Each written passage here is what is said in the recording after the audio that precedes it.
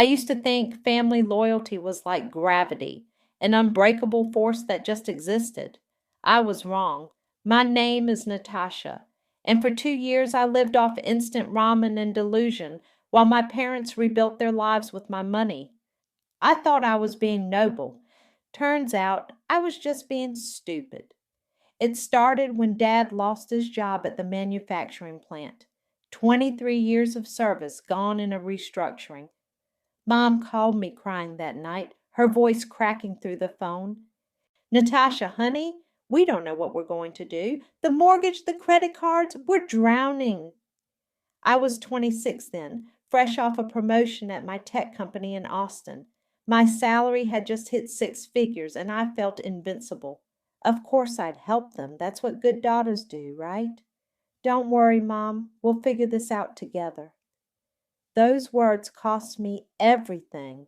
Within a week, I was wiring them $3,000 a month, every month, like clockwork. I moved out of my decent apartment into a studio that smelled like old carpet and broken dreams.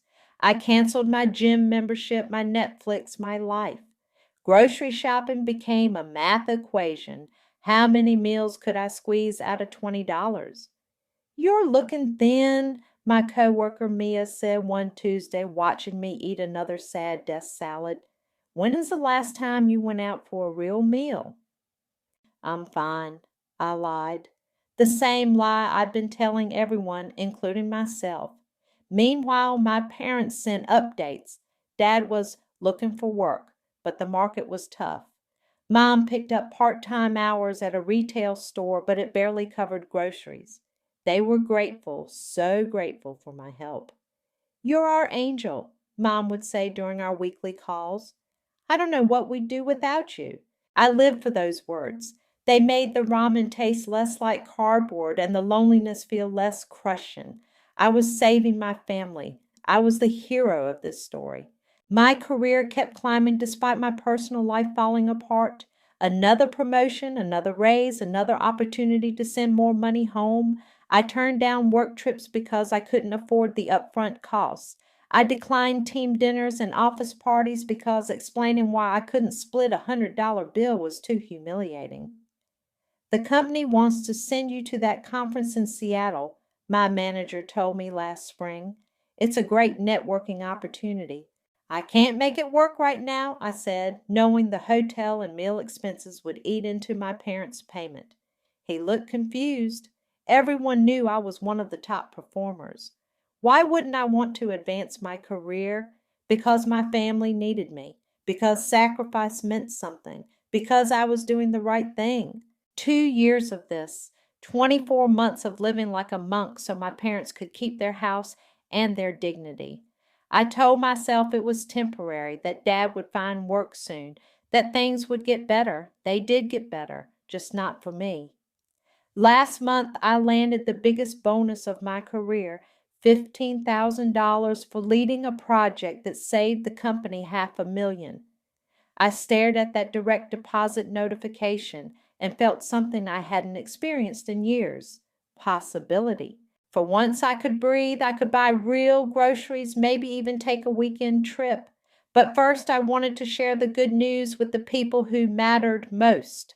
I decided to surprise them, drive the 4 hours to their house, take them out for a nice dinner, maybe slip them an extra 1,000 from the bonus, show up like the successful daughter they'd raised, the one who'd sacrificed everything to keep them afloat. I should have called first. I pulled into their driveway Saturday afternoon, already imagining Mom's face when I told her about the bonus. The house looked good, better than good.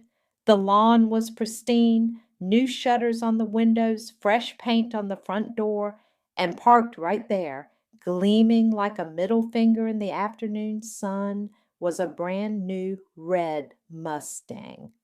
My hands went numb on the steering wheel. The car still had temporary plates, dealer stickers in the windows. That new car smell probably still lingered inside. I sat there for 5 minutes staring at that car, trying to make the math work in my head, trying to find an explanation that didn't make me the biggest fool in Texas. There wasn't one. I walked to the front door on autopilot, my bonus celebration evaporating with each step. The doorbell echoed inside, followed by hurried whispers and shuffling feet. Mom opened the door with a smile that died the second she saw my face. Natasha, what a surprise. We weren't expecting Whose car is that? The question hung in the air like smoke. Mom's eyes darted toward the driveway, then back to me, then anywhere but my face. Oh, that. Well, come inside, honey. Let me get you some tea. Mom, whose car is that? Dad appeared behind her, looking like he'd rather be anywhere else on earth. Hey, sweetheart. Good to see you. I stepped inside without being invited. The house looked different. New furniture in the living room, a massive flat-screen TV where their old one used to be, fresh flowers on the kitchen counter. Luke! Mom called toward the stairs. Come down here. Heavy footsteps thundered down the staircase, and my brother appeared, car keys dangling from his finger like a trophy. He'd put on weight since I'd seen him last, his face fuller, his clothes expensive looking. Oh, hey, Nat. He didn't even look embarrassed. What brings you by? I pointed toward the window. That's your car? Yeah, isn't she beautiful? Just picked her up yesterday. He tossed the keys in the air and caught them. V8 engine, leather interior, the works. How? The single word came out sharper than I intended. Luke shrugged. Mom and Dad helped me out. Said I deserved something nice after all the stress I've been under. Stress? You know, with school and everything? Trying to figure out my path? I turned to my parents. I thought you were drowning. I thought you couldn't make ends meet. Dad cleared his throat. Well, things have been looking up lately. Because of the $3,000 I send you every month? Silence. Mom twisted her wedding ring. Dad studied his shoes. Luke kept jingling those damn keys. Natasha, honey, you don't understand? Mom finally said. We've been managing our money better, and Luke needed a Mustang? He's been going through a rough patch, Dad said quietly. Dropped out of school, couldn't find work. We thought if he had reliable transportation. Reliable? I laughed, but there was no humor in it. That's a $40,000 sports car. 37.5, Luke corrected. And it's not like you were using the money for anything important. The room went dead quiet. Even the clock on the wall seemed to stop ticking. What did you just say? Luke had the decency to look slightly uncomfortable, but he doubled down. I mean, you're doing fine. You got your job, your apartment. We figured you wouldn't mind helping out family. I've been eating ramen noodles for 2 years. That's your choice, he said with a shrug. Nobody forced you to live like a monk. Mom stepped forward. Luke, that's enough. What? It's true. She makes good money. She can afford to help out. I looked at my parents, waiting for them to say something, anything to defend me, to acknowledge what I'd given up, to show even a shred of appreciation for the life I put on hold.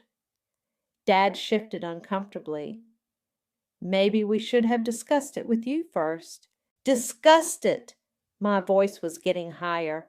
You used my money to qualify for a car loan for him? We paid off our credit cards with your help, Mom said defensively.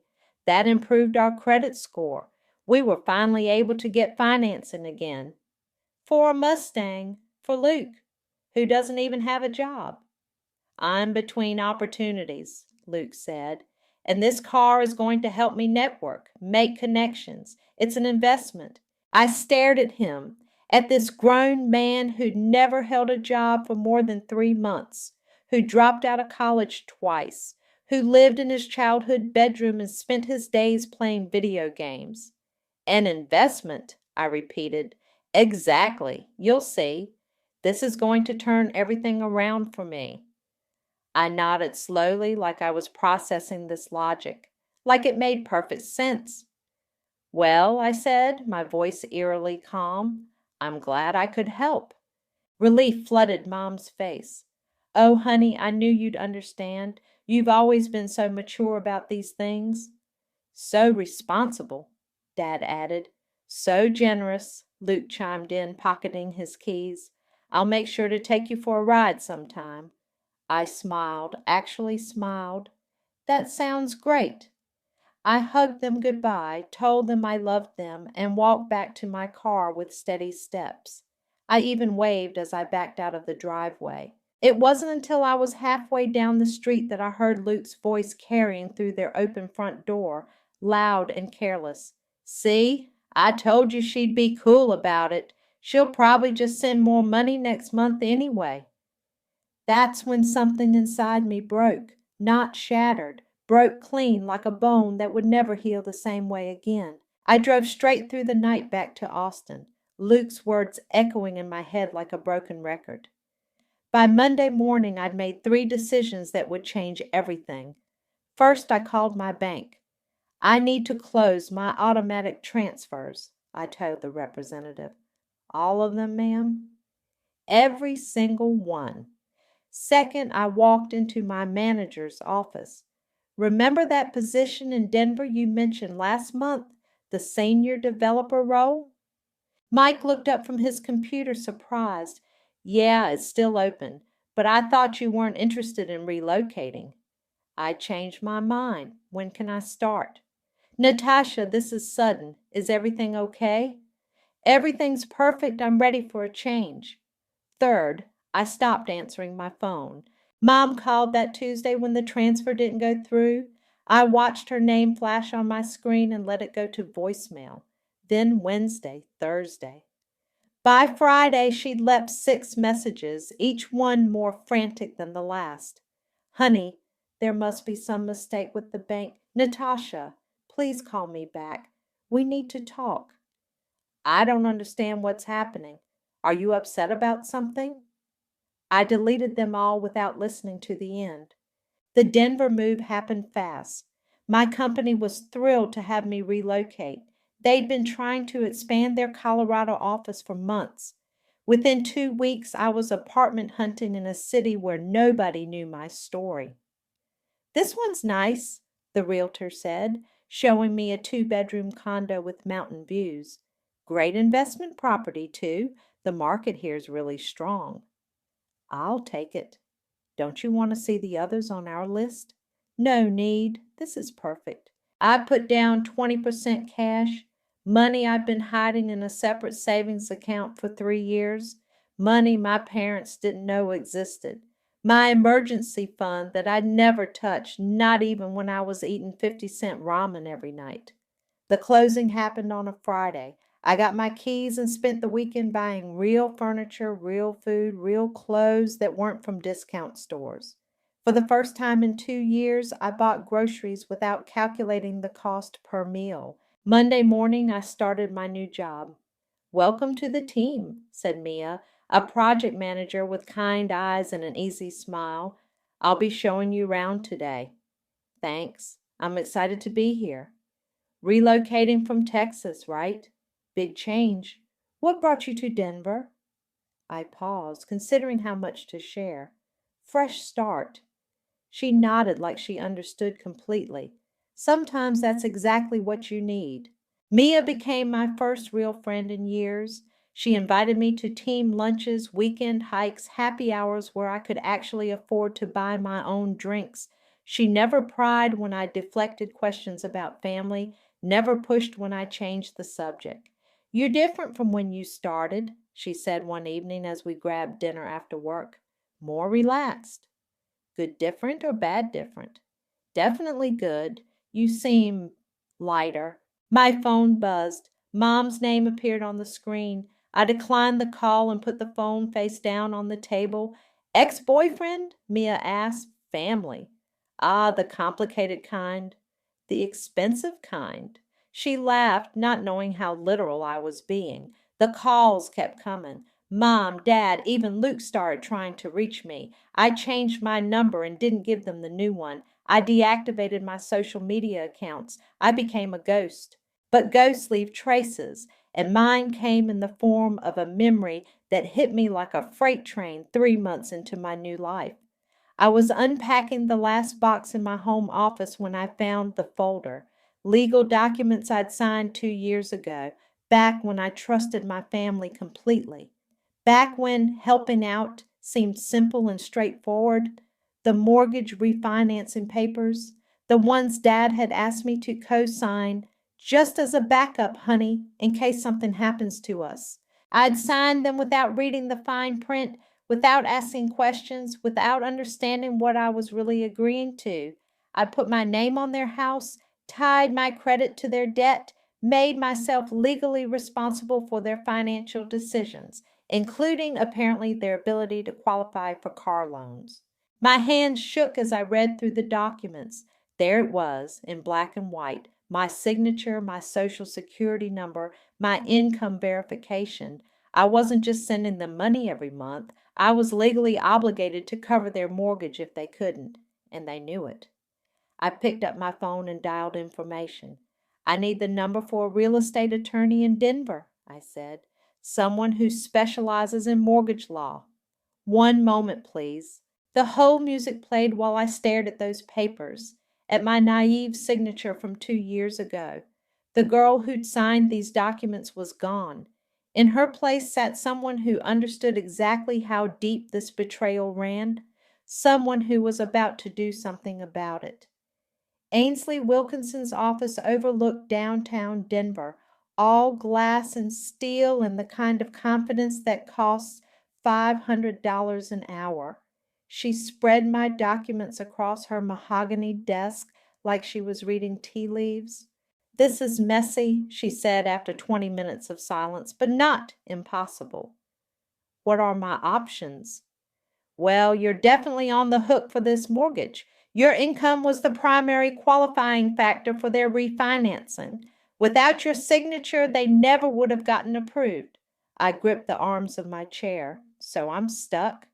"Not necessarily. There are several ways to approach this, but they all require proving your parents misrepresented the terms when they asked you to sign.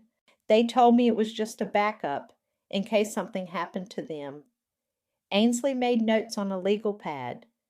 "Do you have any documentation of that conversation? Texts, emails, anything in writing?" "No, it was all verbal."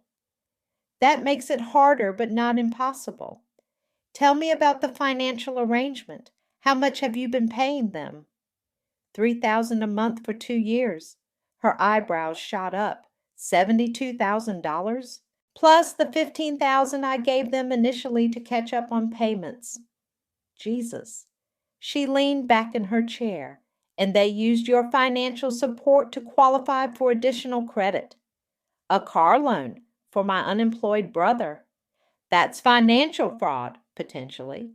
Using your income and payments to misrepresent their financial stability to other lenders." She scribbled more notes. "I'll need bank records, payment histories, anything showing the pattern of support." "I have everything, transfers, receipts, even screenshots of their thank you texts." "Good. This is going to take time and money, but I think we can build a case for removing you from this mortgage. The key is proving they used your support under false pretenses." My phone buzzed. A text from Mom. "Natasha, please call us. We're worried sick. What did we do wrong?" I showed Ainsley the screen. "They're still trying to contact me." "Don't respond, not yet. Any communication from you could complicate our position." She handed me her card. "I'll start the paperwork this week. In the meantime, document everything. Every call, every text, every attempt at contact." I left her office feeling something I hadn't experienced in months. Hope. That hope lasted exactly 3 hours. My phone rang as I was making dinner in my actual kitchen with actual ingredients I'd bought without checking prices. Unknown number, but the area code was familiar. "Hello? Natasha? Thank God. It's Mom." I almost hung up. Should have hung up. Instead, I found myself frozen, listening. "Honey, we've been trying to reach you for months. We're so worried. Are you okay? Are you hurt? We don't understand why you're not returning our calls. I'm fine, Mom. Then why? Her voice broke. Why won't you talk to us? What did we do? If this is about Luke's car, we can explain. There's nothing to explain. Yes, there is. We should have told you about it first. We know that now. But, honey, you have to understand Luke was in such a dark place. He needed something to give him hope, to help him get back on his feet. With my money. It's not like that. We're a family. We help each other. Do we? Silence stretched between us. I could hear Dad in the background, whispering something I couldn't make out. Of course we do, Mom said finally. That's what families do. We support each other through hard times. When have you ever supported me through hard times? What do you mean? We've always been there for you. Name one time. More silence. Longer this time. Natasha, you're being unfair. You've always been the strong one, the successful one. You didn't need help like Luke does. I didn't need help because I was too busy helping you. And we're grateful, so grateful. But Luke, I hung up. Immediately my phone started buzzing with texts, photos. Luke standing next to his Mustang, grinning like he'd won the lottery. The house I'd helped them keep looking better than ever. A family dinner at what looked like an expensive restaurant. The final text came from a number I didn't recognize. This is Luke. Got your number from Mom. Don't know why you're being such a drama queen about this. We're family. Family helps family. Stop being selfish and call them back. I screenshot everything and emailed it to Ainsley. Then I poured myself a glass of wine, real wine, not the cheap stuff I used to buy, and sat on my balcony watching the sunset paint the mountains gold. My phone rang again. This time I recognized the number. Brody? Hey, Nat, I heard through the grapevine that you cut ties with your family. Is that true? Brody. My ex from college. The one who had known my family back when things were simpler. We'd stayed friendly after the breakup, but I hadn't talked to him in over a year. Word travels fast. Your cousin posted something cryptic on Facebook about family loyalty. I put two and two together. He paused. Look, I know this might be weird timing, but there's something you should know about your dad. Something from way back that might explain a lot. My wine glass stopped halfway to my lips. What kind of something? Not over the phone? Can we meet? I'm actually in Denver next week for work. Brody, just tell me. Trust me on this one, Nat. You need to hear this in person. Brody looked older, more serious than I remembered. We met at a coffee shop in downtown Denver, far enough from my office that I wouldn't run into coworkers. He ordered black coffee and got straight to the point. Your dad had a gambling problem? I set my latte down harder than intended. What? Back when we were dating, senior year of college. You remember that weekend I came home with you for your mom's birthday? Vaguely. Your dad disappeared for hours that Saturday, said he was running errands. Your mom was stressed about it, kept checking her phone. I thought it was weird, but I didn't say anything. That doesn't mean I saw him, Nat, at the casino outside town, sitting at a blackjack table with a stack of chips that had to be worth thousands. The coffee shop noise faded to background static. You're sure it was him? Positive. I almost went over to say hi, but something about the way he was playing, it looked desperate, reckless, like he was chasing losses. I stared at my coffee, watching the foam dissolve. Why didn't you tell me then? What was I supposed to say? Hey, your dad might have a gambling addiction? We were kids. I figured it wasn't my place. But you're telling me now? Because now it matters. Think about it, Nat. Your parents' debt wasn't from medical bills or job loss or bad luck. It was from your dad pissing away their savings at poker tables and slot machines. My phone buzzed. Another text from Mom. Please, honey, just call us back. We can work this out." I showed Brody the screen. "They're still trying to guilt me into coming back." "Of course they are. You were their golden goose. Your dad probably never stopped gambling, just got better at hiding it. And when his addiction caught up with them, they found the perfect solution. Their responsible daughter with the tech job." "You think he's still gambling?" "I think addicts don't just stop without treatment. And I think your family found it easier to make you the solution than to address the real problem." I pulled up my banking app and scrolled through 2 years of transfers, $72,000, plus the initial $15,000, nearly $90,000 total. Jesus Christ. What? I never added it all up before. I showed him the screen. $87,000. Brody whistled low. "That's a lot of poker chips." My phone rang. Dad's number. I declined it and immediately got a text. "Natasha, please. Your mother is beside herself. We need to talk." "They're panicking," I said. "Good. They should be. You were enabling them without even knowing it." The word enabling hit like a slap. All those months of sacrifice, of living on ramen and hope, thinking I was being noble. I was just feeding an addiction. "I need to go." I stood up abruptly. "Nat, wait!" "Thank you for telling me. I mean it. But I need to process this." I drove home in a daze, Brody's revelation spinning in my head. At every red light, I found myself remembering things differently. Dad's evasiveness about money, Mom's constant anxiety about finances, the way they'd both been so grateful for my help, but never quite able to explain exactly where the money was going. My phone rang again as I pulled into my parking garage. Ainsley. "I have good news," she said without preamble. "The mortgage company is willing to work with us. Your parents missed their last 2 payments." "They what?" "Without your monthly support, they can't make the payments. The bank is already starting foreclosure proceedings. This actually strengthens our case significantly." "How?"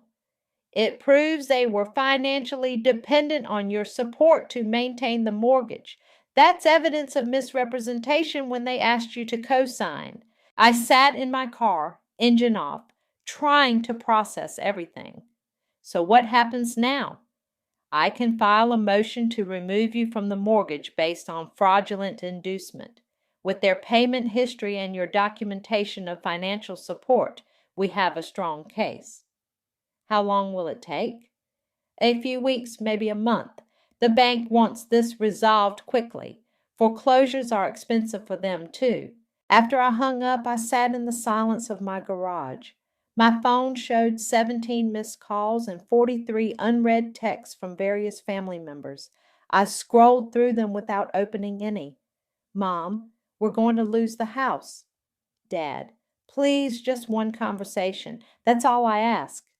"Luke, you're destroying this family over a stupid car."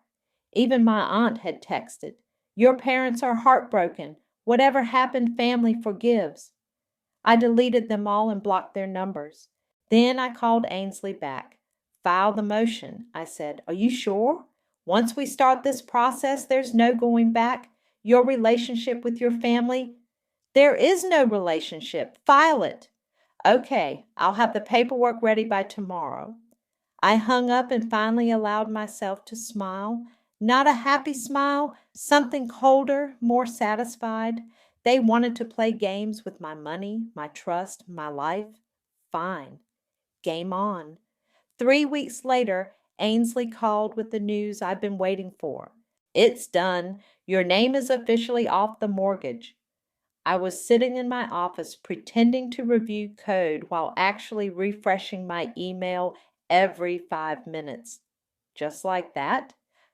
The bank didn't want to fight it. Your documentation was solid, and frankly, they're more interested in cutting their losses than keeping a co-signer who's not making payments anyway. What happens to my parents now? That's not your problem anymore. Legally, you're completely separated from their debt. I hung up and stared at my computer screen, not seeing the lines of code. After 2 years of financial bondage, I was free. Completely, legally, irrevocably free. That evening, I did something I hadn't done since moving to Denver. I went shopping, real shopping, not the careful, calculated grocery runs I'd trained myself to do. I bought a new dress, expensive shoes, a bottle of wine that cost more than I used to spend on food in a week.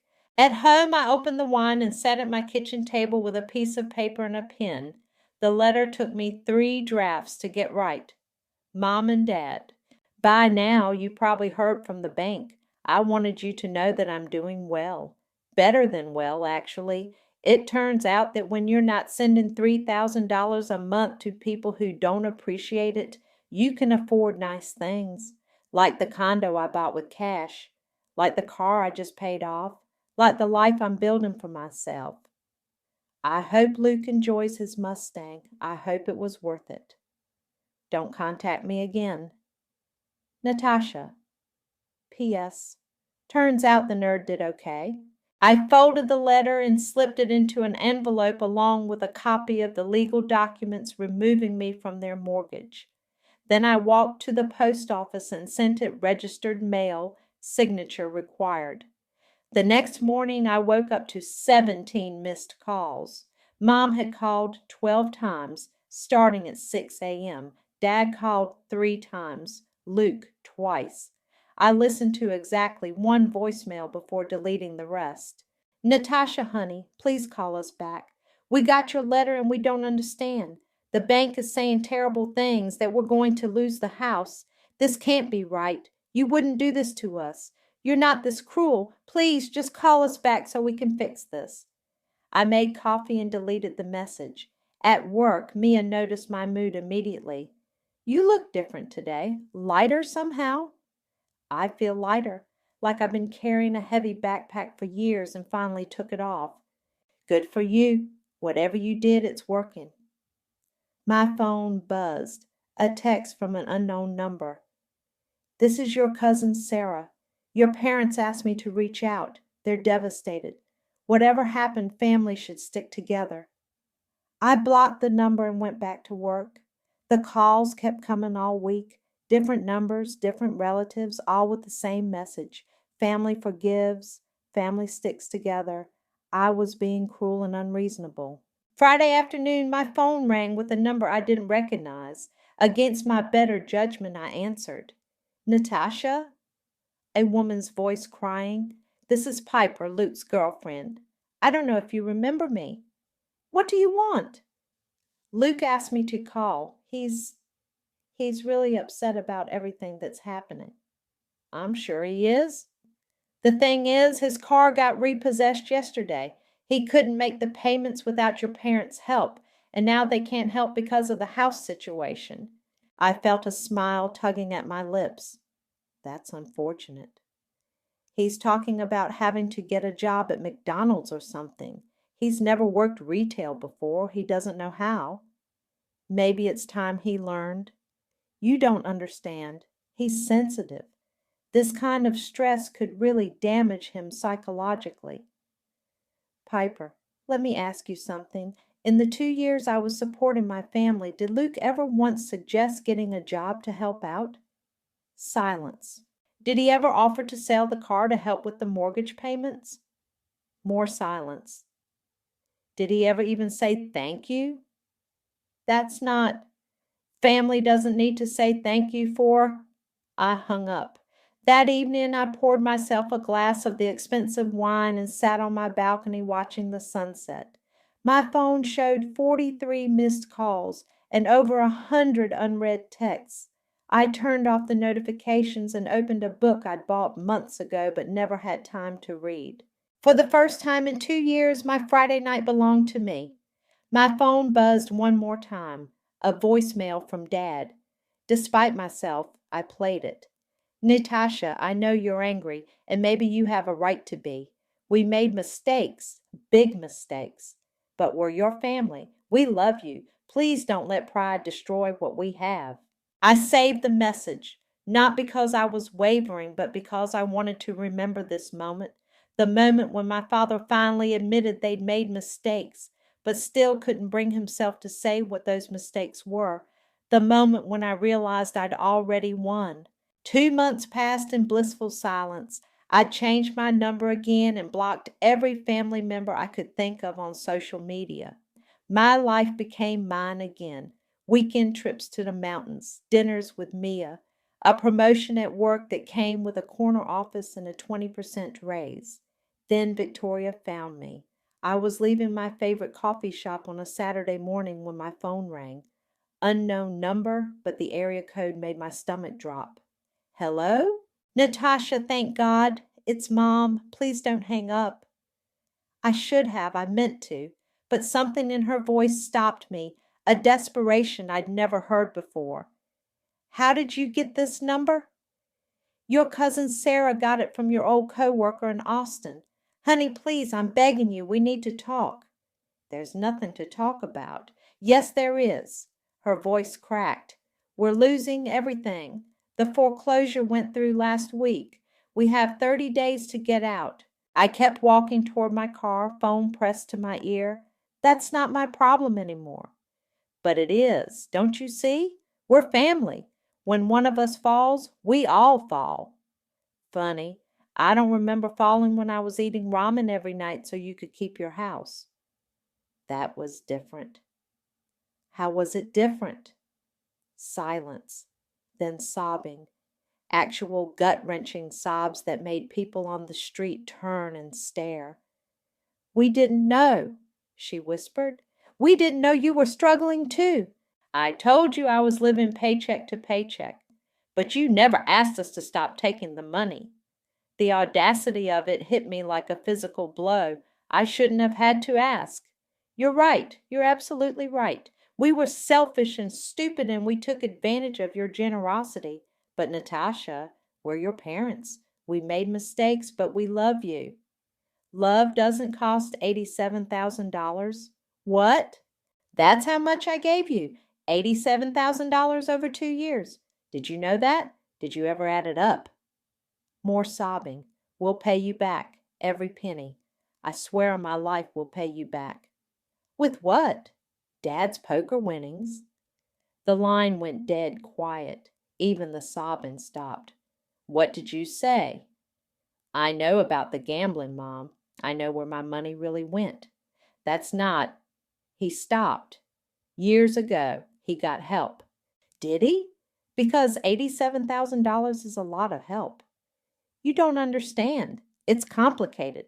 There were medical bills and the house needed repairs and... Stop! Just stop lying to me. My phone beeped with another call. Luke's number. I declined it and immediately got a text. Answer your fucking phone. Mom, I have to go. Wait, there's something else. About Luke. Despite myself, I hesitated. What about Luke? He crashed the car, the Mustang, last month. A laugh escaped before I could stop it. Of course he did. It's not funny. He was drinking. He could have been killed. But he wasn't. The insurance won't cover it because his license was suspended for unpaid tickets. And now he's talking about hurting himself. He says his life is over. His life is over because he has to get a job? He's not like you, Natasha. He's not strong. He needs support, guidance. He needs to grow up. My phone started ringing again. Luke, persistent as always. This time I answered. What? You selfish bitch. His voice was slurred, either drunk or crying or both. You destroyed our family over money, over fucking money. I didn't destroy anything. I just stopped enabling it. Enabling what? We're your family. You're strangers who happen to share my DNA. Fuck you. Fuck you and your self-righteous bullshit. You think you're so much better than us because you have some tech job? I think I'm better than you because I work for what I have. I work. Where? Doing what? Silence. That's what I thought. You know what? I'm glad you're gone. We don't need you. We never needed you. Then why are you calling me? The line went quiet except for his heavy breathing. Luke? We're going to be homeless, he whispered. Mom and Dad are going to be living in their car because of you. No, they're going to be living in their car because Dad gambled away their savings and you crashed a $40,000 car instead of getting a job. You could fix this. You could help us find a place. Help us get back on our feet. I could, but I won't. Why? Why are you being so cruel? I looked up at the mountains, at the life I'd built for myself, at the future that was finally mine. Because you taught me that family only matters when it's convenient. I hung up and blocked his number too. That night I got one final voicemail, Dad's voice broken and defeated. Natasha, I know I have no right to ask this, but please, please find it in your heart to forgive us. We were wrong. I was wrong. I did gamble. I did lie. I destroyed our family's finances and then let you pay the price. But we're still your parents. We still love you. Please don't let our mistakes end this forever. I listened to it 3 times. Then I deleted it. I was sitting on my balcony with Mia, sharing a bottle of wine and watching the sunset paint the mountains gold, when she finally asked the question I'd been expecting. Do you ever regret it? Regret what? Cutting them off completely. I mean, they're still your family. I swirled the wine in my glass, considering. You know what I regret. I regret not doing it sooner. Really? Really. I spent 2 years of my life eating ramen and wearing the same 3 outfits so my unemployed brother could drive a Mustang. I regret every month I enabled that. Mia nodded slowly. I get it. Don't you miss them at all? I miss who I thought they were, but those people never existed. My phone buzzed with a notification. Instagram, which I reactivated recently under a different name. A message from someone I didn't recognize. Hey, aren't you Gary's daughter? I'm his co-worker from the plant. Heard about what happened with your family. Just wanted you to know your dad's been telling everyone you abandoned them over a little disagreement about money. Thought you should know what he's saying. I showed Mia the message. She read it and shook her head. Even now, they can't take responsibility. Of course not. That would require admitting they were wrong. I typed back, thanks for letting me know. For the record, the little disagreement was about $87,000 and a gambling addiction he never told me about. The response came back immediately. Holy shit. I had no idea. Gary said you were just being dramatic. I screenshot the conversation and saved it, not because I planned to do anything with it, but because it felt good to have proof that even now they were lying about what happened. You're smiling, Mia observed. Am I? Yeah, kind of a scary smile, actually. I'm just thinking about karma. My phone buzzed again. This time it was a Facebook notification. Someone had tagged me in a post. I almost ignored it, but curiosity won.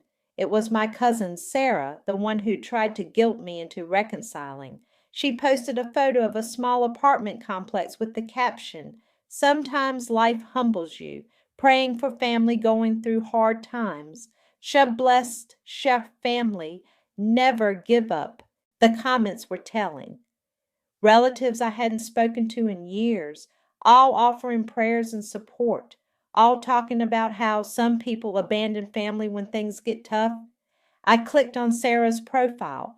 More posts about family loyalty, about sticking together through adversity, but buried in her timeline was something interesting, a check-in at a casino from 3 weeks ago, tagged with Dad and the caption, Lucky Night with Uncle Gary. I screenshot that too. What's so funny now? Mia asked. My dad is still gambling. Even after losing the house, even after everything, he's still gambling. How do you know? I showed her the post. She whistled low. Wow, they really learned nothing. Nothing at all. I opened my laptop and started typing. Not a message to my family. I was done with that. Instead, I logged into Reddit and found the personal finance subreddit. Title, I gave my parents $87K over 2 years. They used it to buy my brother a Mustang. Now they're homeless and blaming me. I wrote the whole story, every detail, every betrayal, every moment of realization. I wrote about the gambling, the lies, the manipulation. I wrote about the co-signed mortgage and the legal battle to get free. I wrote about the phone calls and guilt trips and relatives trying to shame me into going back. And I wrote about how good it felt to finally put myself first. The post exploded overnight. Thousands of upvotes, hundreds of comments, all supportive. People sharing their own stories of family financial abuse. People congratulating me for getting out. One comment stood out. You didn't abandon your family. You stopped being their ATM. There's a difference. Another, they're not homeless because of you. They're homeless because of their choices. And my favorite, the best revenge is living well. Sounds like you're doing exactly that. Mia found the post the next morning and called me immediately. You're famous. This thing has like 50,000 upvotes. I just wanted to tell the story. Let people know they're not alone if they're going through something similar. Well, you did that. The comments are incredible. You're helping people. That felt better than any revenge I could have planned. I closed my laptop and walked out onto my balcony. The mountain stretched endlessly in front of me, and for the first time in years, so did my future. My phone was silent. No desperate calls, no guilt-laden texts, no family members trying to manipulate me into coming back. Just silence. Beautiful, peaceful silence. I poured myself coffee in a mug I bought because I liked it, not because it was on sale.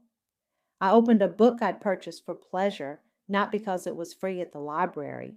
And I smiled. Not the scary smile Mia had mentioned, but something softer, something that belonged entirely to me. The girl who used to eat ramen so her family could live comfortably was gone. In her place sat a woman who understood the difference between love and exploitation, a woman who chose herself, finally.